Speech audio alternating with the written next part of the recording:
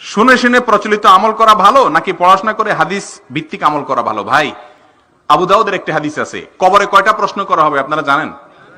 কয়টা? দুই মত হয়ে গেলে, কেউ তিনটা বলেন, কেউ তিনটার পক্ষের লোকেরা হাত তোলেন।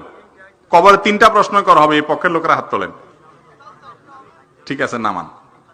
কিছু লোক চিন্তা করতেছে আবার কোন পক্ষে হাত তুলে অর্ধেক তুলে রাখছে। শুনেন, কবরে চারটা প্রশ্ন হবে, তিনটা হবে মূল আর একটা হবে সম্পূরক। আবু দাউদের হাদিসে আসছে, জিজ্ঞাসা করা হবে মার রব্বুক, অমাদিন, অমান নবিয়ুক, অথবা তুমি এই রাসূল এর ব্যক্তি সম্পর্কে কি বলো। তিনটা প্রশ্ন করা হবে। এরপরে প্রশ্নের উত্তর যারা দিতে পারবে তাদেরকে আবার আরেকটা প্রশ্ন করা হবে, মা আ'লামাকা আও মা আদরাকা, তুমি কোত্থেকে জানলা। এটা আবু দাউদে আসছে এবং হাদিসের সনদ সহিহ।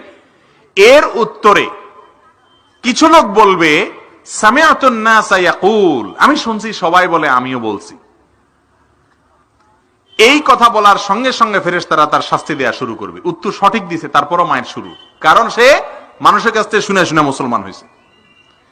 আরেকজন বলবে, কারাআতু কিতাব আল্লাহ, আমি আল্লাহর কিতাব পড়েছি, সেখানে পেয়েছি।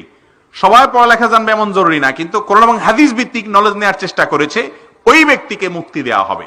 এই জন্য আন্ধাধুন্ধা মুসলমান না হইয়া কোরআন হাদিস থেকে জানার চেষ্টা করতে হবে। এটাই বেশি উত্তম এবং নিরাপদ, এবং এটাই আমাদের করণীয়।